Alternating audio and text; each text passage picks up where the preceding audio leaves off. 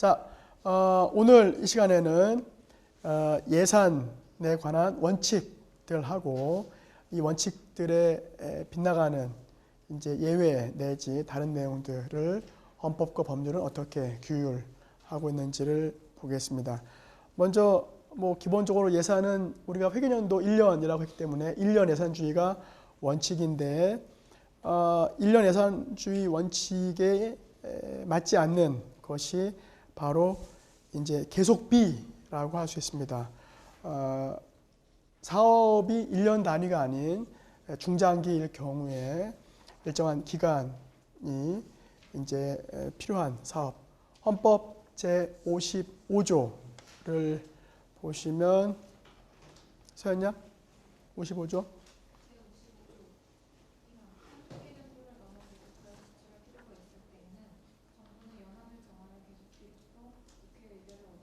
네, 우리가 여러분들 기본이겠지만은 법률 규정을 이렇게 마련할 때는 원칙이고 기본적인 것은 잘 규율하지 않습니다. 그렇죠? 문제가 별로 안 되니까.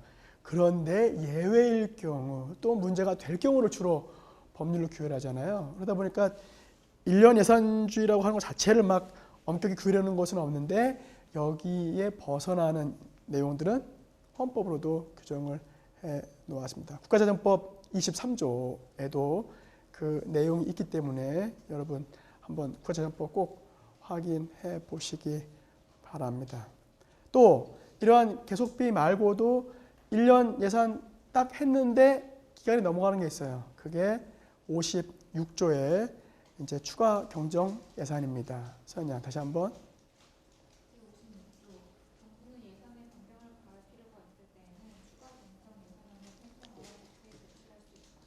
네, 아주 엄격한 의미에서 추가 경정 예산은 1년 예산주의 원칙의 예외는 아닙니다. 뭐예요? 단순한 예산의 증액, 변경인 것이죠. 그러나 사전에 확정하지 못해서 사후에 발생한 문제 때문에 예산을 변경할 필요가 있을 때는 추가 경정 예산으로 할 수가 있다. 이와 관련돼서 국가재정법 제89조를 보시면 이건 고은양이 한번 볼까요? 국가재정법 제89조 큰 소리로 제89조 추가 경정 예산안의 편성 정부는 다음 각호의 어느 하나에 해당하게 되어 이미 확정된 예산에 변경을 가할 필요가 있는 경우에는 추가 경정 예산안을 편성할 수 있다. 네, 자 뭐뭐 할 경우에는 편성할 수 있다. 한 가지 서연양 다시 한번 헌법 제56조를 읽어보시면 헌법에서는 그냥 필요가 있으면 할 수 있다. 그런데 법률에서는 뭐라고 그랬어요? 법률에서는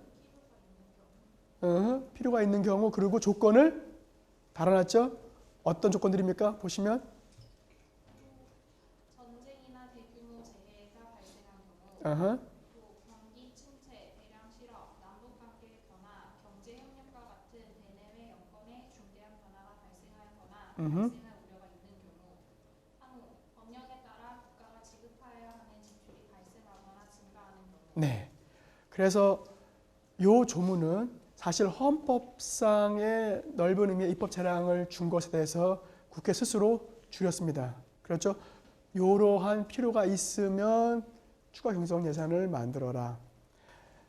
그 다음 회계연도 독립의 원칙. 그래서 각 회계연도는 1년마다 독립적으로 인정되는 것이고요. 헌법에는 없지만 국가재정법 제3조에 있습니다. 또 예산은 전부 다 세입과 세출은 함께 총계한다는 예산 총계주의, 그 다음에 세입과 세출은 단일 회계로 정리한다는 예산 단일주의 등이 재정법 제17조, 국가재정법 제17조에 규정되어 있습니다. 다만 이런 예산을 이제 왜 총계 단일로 하느냐? 왜냐하면 전체 예산의 규모나 세입 세출을 파악하기 위해서 그런 것이죠. 장부를 여러 개 만들어 놓으면 사실 우리 경제 상황이 어떤지 알 수가 없잖아요. 국가재정 상황이. 그러니까 하나로 만들어서 전체를 보겠다는 것인데 이러한 예산 회계 단일주의, 총계주의의 예외가 두 가지가 있습니다. 국가재정법 제4조에 제 3항을 보시면 특별회계라고 하는 것이 있습니다. 장군, 특별회계 4조 3항. 국가재정법 제4조 3항 특별회계는 국가에서 특정한 사업을 운영하고자 할 때, 특정한 자금을 보유하여 운영하고자 할 때, 특정한 세입으로 특정한 세출에 충당함으로써 일반 회계와 구분하여 회계 처리할 필요가 있을 때에 법률로서 설치하되 별도 1에 규정된 법률에 의하지 아니하고는 이를 설치할 수 없다. 네. 그래서 특별회계라고 하는 일반 예산회계와는 일반 회계와는 구별되는 다른 이제 그 회계를 운영할 여지를 두고 있습니다. 국가재정법 제5조는요? 제5조 기금의 설치. 기금입니다. 제1항 기금은 국가가 특정한 목적을 위하여 특정한 자금을 신축적으로 운영할 필요가 있을 때에 하나여 법률로서 설치하되 정부의 출연금 또는 법률에 따른 민간 부담금을 재원으로 하는 기금은 별도 이에 규정된 법률에 의하지 아니하고는 이를 설치할 수 없다. 네. 이 시장군 그 조문만 가지고 특별회계와 기금의 차이를 구분할 수 있나요? 특별회계와 기금 차이가 있습니까? 한 가지, 특별회계는 예산에 포함되어서 이제 그 전체 예산에 포함되어서 구성을 하는데요. 기금은 아예 달리 규정이 되고 있습니다. 그래서 그 부분에 있어서 조금 다른 측면이 있고요. 또 규정상으로 보면 기금과 특별회계 차이점.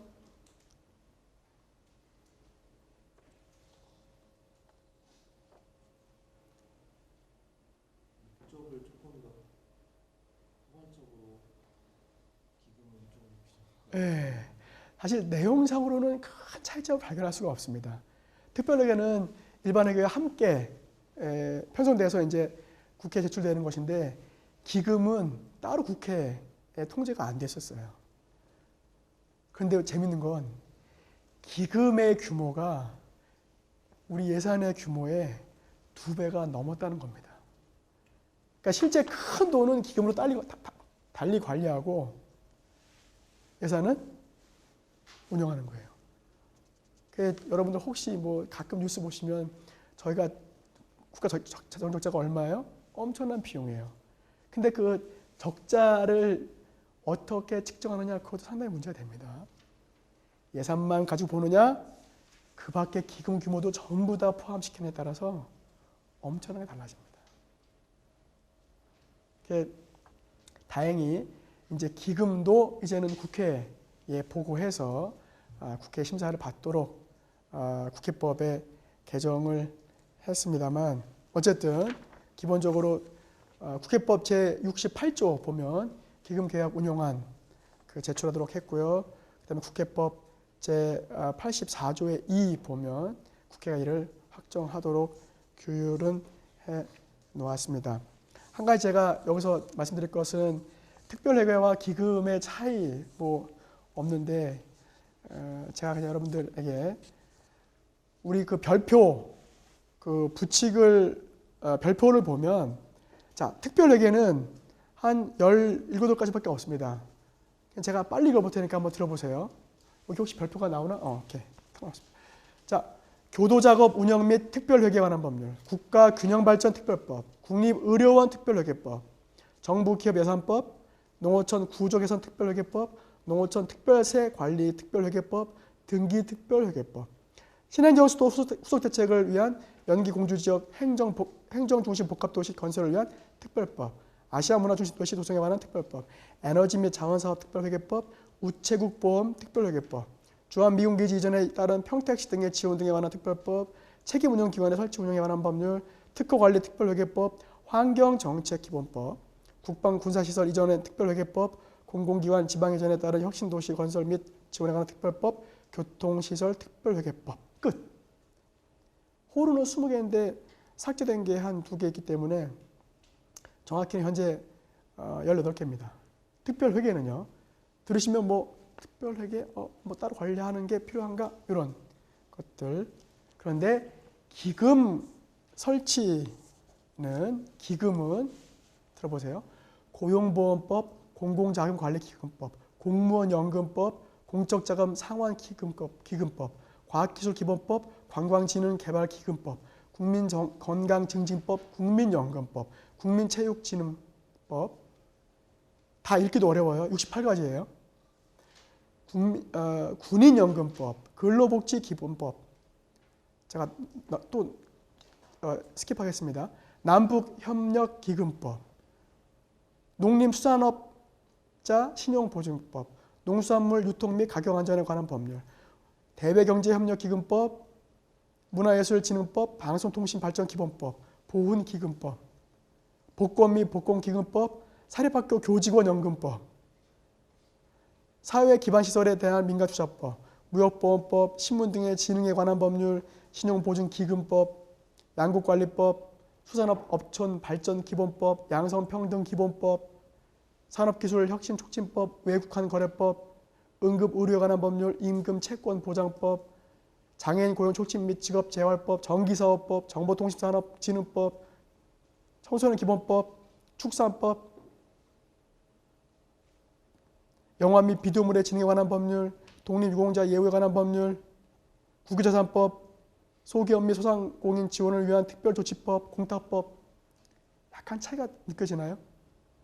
연금법은 정말 따로 독립된 기금을 가지고 뭔가 어떤 문제를 해결해야 될 때, 특별회계법은 특정 기간, 특정 목적을 위해서 조치를 취해야 될 때, 뭐 이렇게 대략적으로 구분해 보겠습니다. 장기 조금 더 큰 규모의 기금으로, 단기적 특별한 목적을 위해서 이렇게 대략적으로는 구분해 볼 수 있지만 개별적인 법률마다 만약에 논의를 한다면 그렇게 또 명확한 것 같지는 않아서 제가 예산 원칙의 예외인 특별회계와 또 기금으로 할 수 있는 것들을 과거에는 그냥 정부가 마음대로 결정했는데 기금 같은 경우는, 그러나 오늘날은 이 두 가지 모두 국회의 통제를 받을 수 있는 규정을 두고 있다는 점 말씀을 드립니다.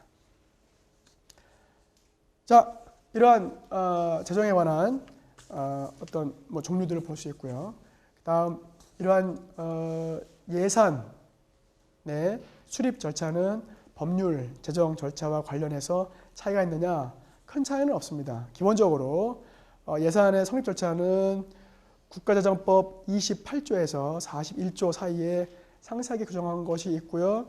그 다음에 헌법 조문은 헌법 54조에 누가 예산안을 편성, 제출합니까?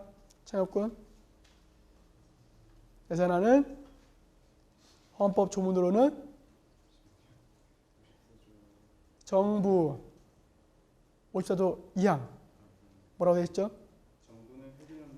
정부는 이라고 해서 정부가 예산안을 편성, 제출하도록 되어 있는데 실질은 어떠냐?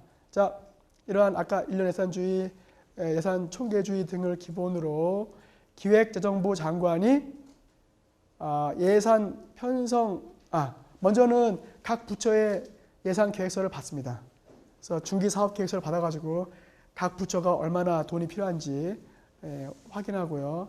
그 다음에 전체를 보고선 내년 예산을 어떻게 짤까라고 예산 편성 지침을 작성합니다. 그리고 이 예산 편성 지침을 국무회의에 심의하고 대통령이 승인하면 대통령이 승인하면 이를 각 중앙관서장이라고 표현했는데 우리가 보통 중앙관서장 하면 장관들을 보통 말합니다. 중앙관서장들에게 예산 요구서를 제출해라. 이 지침 편성에 따라서 라고 해서 예산 요구서를 받고 이에 따른 예산안을 편성을 해서 다시 국무회의에 심의하고 대통령이 승인하면 회계연도 90일 전까지 국회에 제출을 합니다. 자, 헌법 한번 다시 읽어볼까요? 54조 1항. 제54조 1항 국회는 국가의 예산안을 심의 확정한다. 네, 2항. 제2항 정부는 회계연도마다 예산안을 편성하여 회계연도 개시 90일 전까지 국회에 제출하고 국회는 회계연도 개시 30일 전까지 이를 의결하여야 한다. 네, 헌법상으로는 90일 전에 제출하고 30일 전에 의결해야 되는데 이건 좀 문제가 있죠. 네, 30일 전에 의결한 적은 거의 없습니다. 사실상은. 자, 그래서 헌법 현실하고 헌법 규정은 약간 다르지만 일단 기본적으로 국회에 제출을 하면 거기 이제 국가재정법 보시면 국회에 제출을 하고도 나중에 문제가 발생해서 수정안을 제출할 수 있습니다. 그다음에 그 본회의나 위원회 동의를 얻어서 심지어는 제출했던 예산안도 철회할 수도 있다는 점. 교수님, 정부에 포함되지 않는 예컨대 헌법재판소, 대법원, 선거관리위원회 이런 데는 혹시 어떻게 되는 건가요? 이러한 독립기관들에 대해서도 예산안을 기재부 장관이 편성하도록 국가재정법 제40조에는 규정이 되어 있습니다. 자, 이런 국회에 제출된 예산안은 어떻게 심의 의결하느냐? 법률의 심의 의결 절차와 유사합니다. 기본적으로 국회의장에게 제출하면 국회의장이 본회의에 보고하고 각 소관 상임위로 회부한 다음에 그다음에 이제 소위 말하면 국정 시정 연설을 듣습니다. 보통 국무총리가 와서 하죠. 그다음에 이러한 시정 연설을 듣고 나서 각 이제 예결 특별 예산결산 특별위원회로 보내지면 예결 특별위원회에서 정부의 제안 설명을 듣고 전문위원회 검토 보고를 듣고 그 다음에 종합적인 그 정책에 대한 질의 시간을 갖고 그 다음에 각 부별 행정부서별로 심사를 하고 그 다음에 분과위원회별로 또다시 심사하고 그 다음에 법률에는 잘 나와 있지 않지만 여러분이 간혹 예산안 심사 때마다 듣는 소위 개수조정위원회 뭐 하는 거예요? 전체 예산안에 대한 조정을 전체적으로 하는 개수조정위원회에서 조정을 하게 되면 그 다음에 찬반 토론을 하고 표결을 합니다. 자, 이러한 예결특위 의결을 거친 예산안은 본회의에 부의가 되고 본회의에서 역시 절차에 따라서 의결을 합니다. 수정 동의할 경우에는 기본적으로 50인 이상의 찬성이 필요하고요. 한 가지 이제 그 국회법 제84조에는 제4항에 국가정보원에 대한 예산은 특칙이 마련되어 있습니다. 왜 국가정보원에 대한 예산은 특칙이 마련되어 있나요? 이게 이제 국가안보와 관련된 국가기관의 활동은 보안이 필요한데 이것을 다 공개할 수는 없지 않느냐. 그런데 또 하나 헌법적인 요청은 국가 운영에 있어서 재정의 투명성이 증명이 되어야 그래야 민주적 통제, 국회의 소위 말하면 국민 주권에 기반을 둔 국민 대표로서의 국회의 이에 대한 통제가 가능하지 않느냐. 이러한 국민 주권 원리와 국가 재정 운영의 투명성이라고 하는 헌법적 요청과 국가의 안보, 보안이라고 하는 또 다른 헌법적 요청이 갈등을 하기 때문에 이에 대한 조정으로서 국정원 예산은 정보위원회에서 따로 소수의 정보위원회 위원들만 가지고 예산안을 심의하고 그 다음에 결정을 합니다. 그러니까 사실 이 정보위원회에 이제 들어가냐 안 들어가냐에 따라서 국가 운영에 대한 중요한 정보를 알 수 있느냐 알 수 없느냐의 차이가 크다고 할 수 있겠습니다. 자, 헌법 제 54조에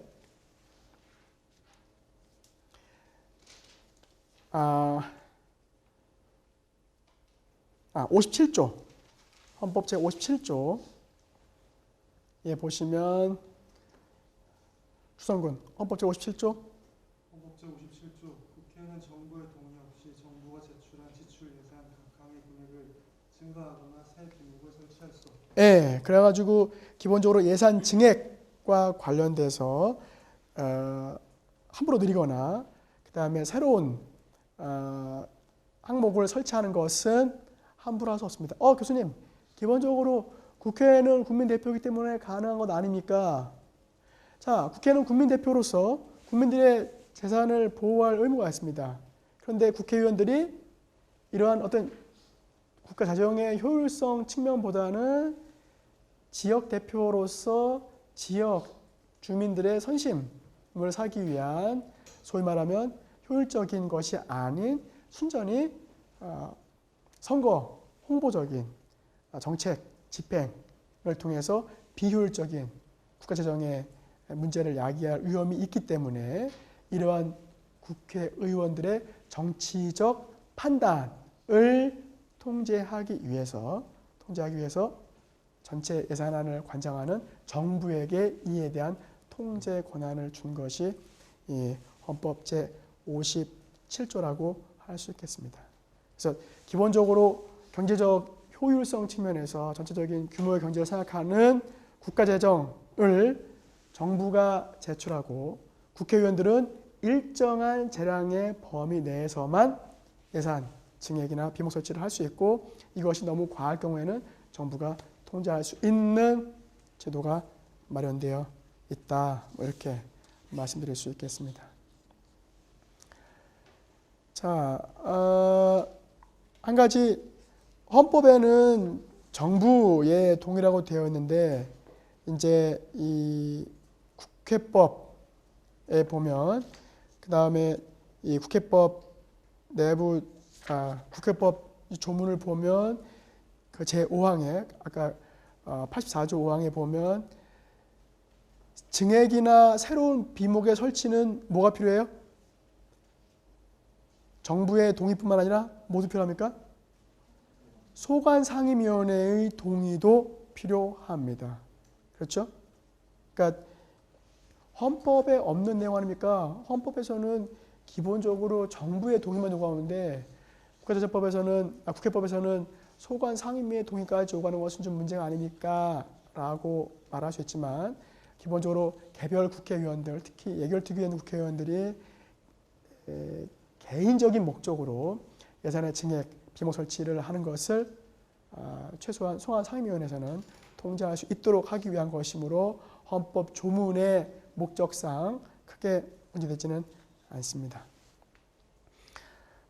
이와 관련돼서 헌법이나 법률에는 없는데 현실적으로 약간 논란이 되는 것이 하나 있습니다. 소위 말하면 부대 조건, 부대 의견이라고 하는 것입니다. 이건 뭐냐면요.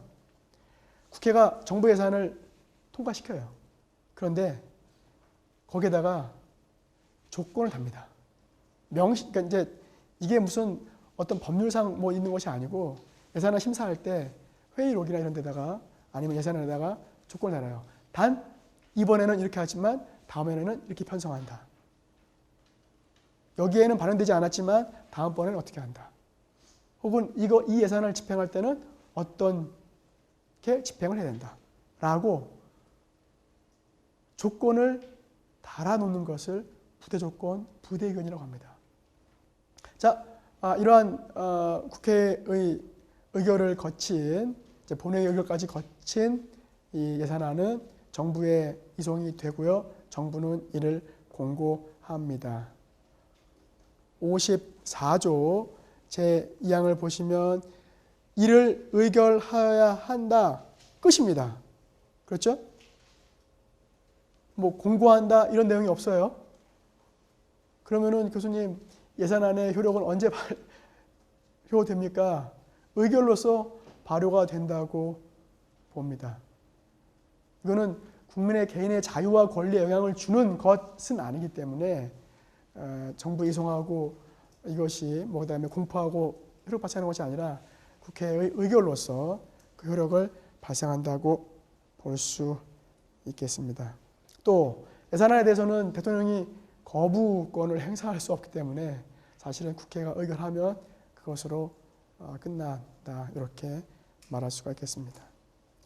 제가 지금 말씀드렸듯이 예산안은 국회가 의결하면 효력을 발생하는 것이며 예산안이라고 하는 것은 국민 개인에게 효력을 미치는, 물론 이때 말의 효력은 직접적으로 개별 국민에게 효력을 미치는 것이 아닌 전체 국가 예산의 수입에 대한 예정표와 지출에 대한 국가기관의 권한을 승인한 것이기 때문에 개별 국민에게는 구체적인 영향을 미치지를 않습니다. 그래서 예산에 대해서 그러니까 의결된 예산에 대해서 이것이 국가기관의 공권력 행사라고 보는 것은 좀 문제가 있고 이에 대한 헌법소원 심판도 사실은 기본권 침해하면서도 없다고 보여집니다. 자, 예산안이 성립되는 건 문제가 안 되는데 예산안이 만약에 30일 이전에 성립되지 못하고 아니면 회계연도가 시작되었음에도 불구하고 성립되지 못하면 어떤 문제가 있습니까? 이에 대해서 헌법 제54조 3항은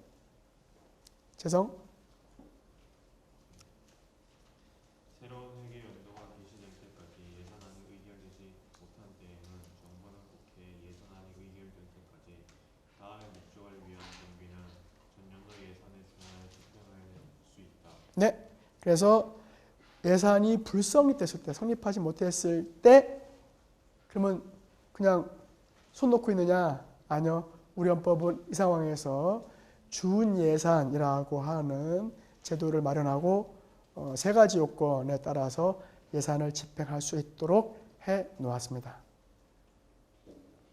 자, 기본적으로 이제 예산 의결해서 회계연도에 정부가 집행을 했습니다. 그러면 집행이 끝나면 결산을 해야 되겠죠. 그렇죠? 저도 돈 쓰고 나면 항상 집사람한테 용돈 줘. 그러면 물어보잖아요. 어디에 썼어? 얼마나 썼어? 자, 마찬가지로 결산도 정부의 예산 집행에 대한 책임을 묻는 것이다. 자, 기본적으로 결산은 누가 하나요? 헌법 제90조를 보시면 인형 결산에 관련해서 제90조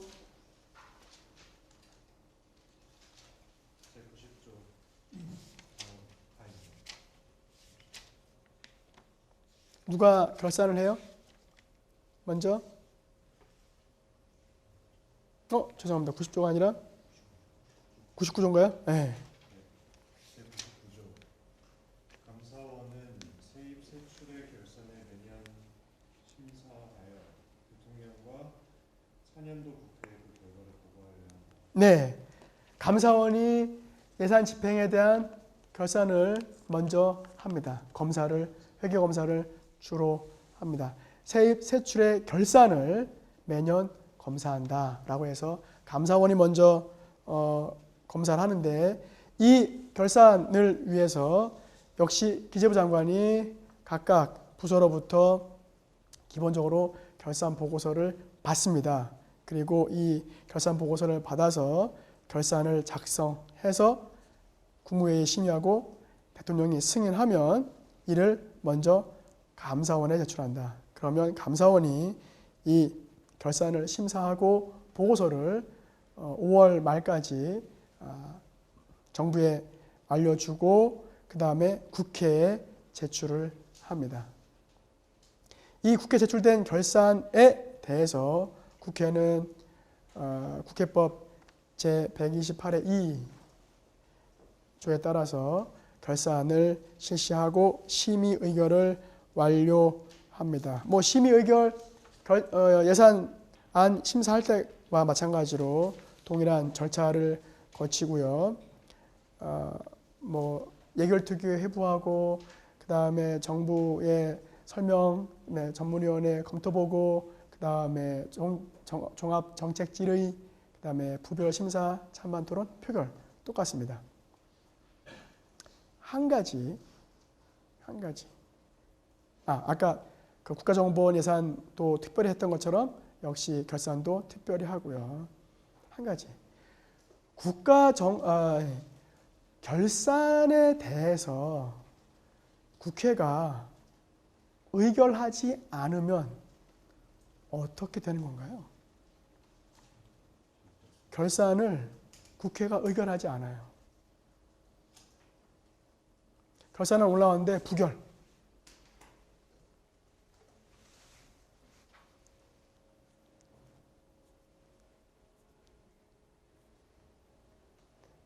사법시험 한 사람은 실력을 보여주세요. 법학과 실력을 보여줄까요?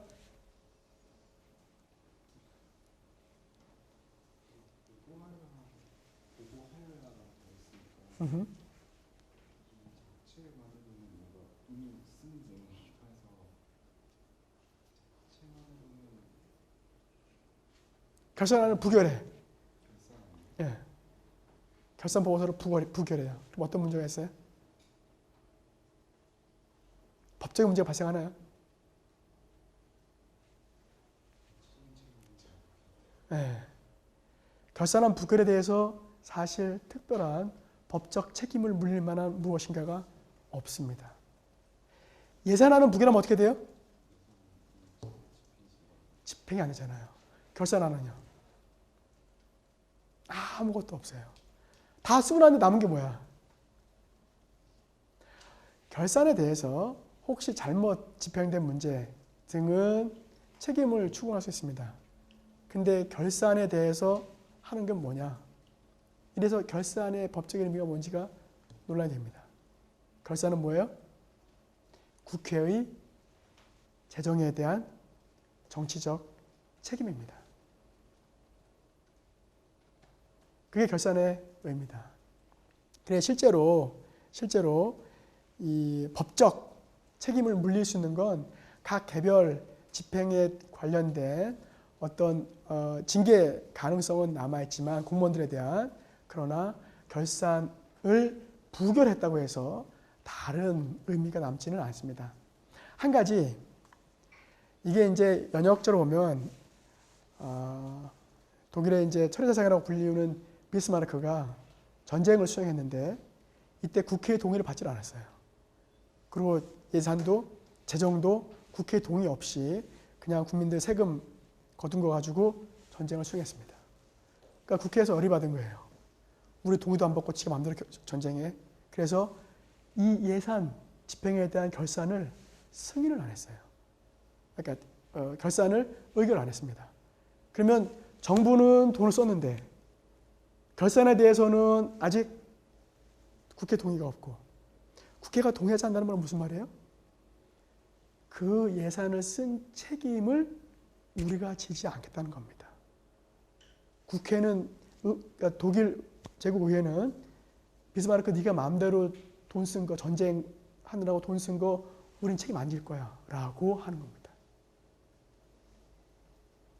그러니까 사실 결산의 법적인 의미는 법적 책임을 지는 것이 아니라 예산 집행에 대한 정치적 책임을 국회가 수용한다는 의미입니다.